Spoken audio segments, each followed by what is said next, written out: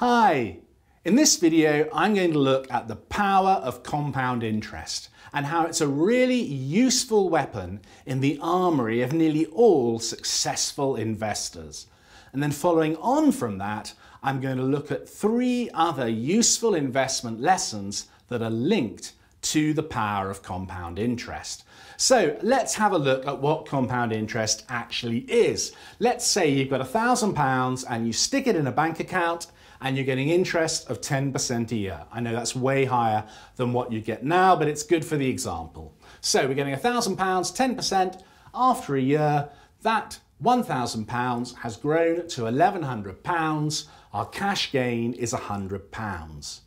In the second year, our £1,100 has grown to £1,210. So our cash gain now is bigger. It's £110.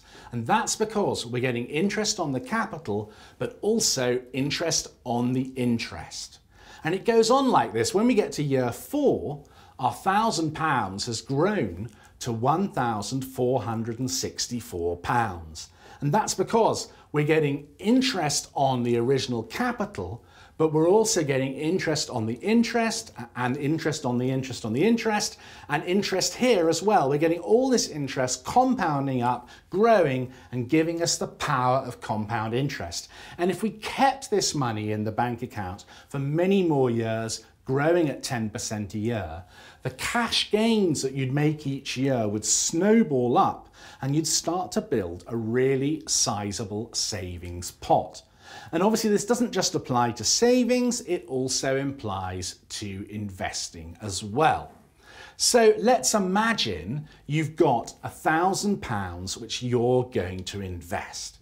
If you want to use the power of compound interest to get a really good return, it makes sense to start investing young. So if we start young, we've got £1,000 and we're getting 5% a year, annual gain, that's on top of inflation, so it's a better return than it sounds.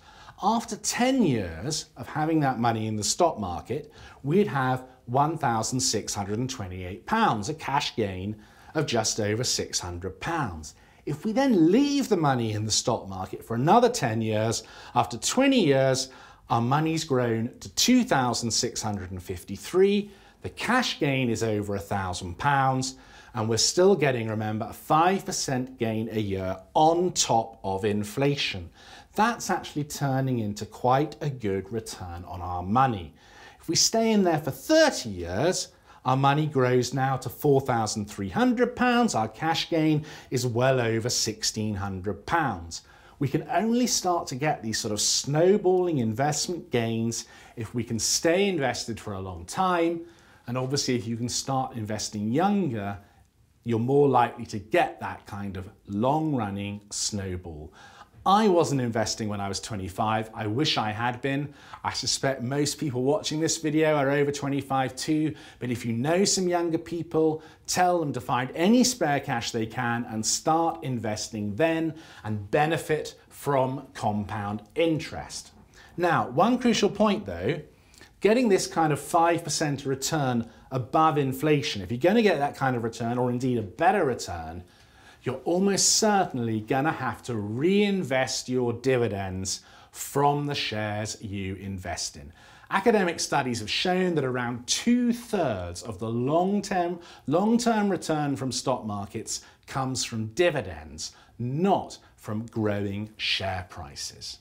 So let's just do a really long-term example here. Let's imagine you put £100 into a UK index tracker fund in 1945. I know there were no tracker funds then, but you get the idea. Put £100 into the stock market in 1945 and leave it there till 2010. Very long time horizon, but it makes the point.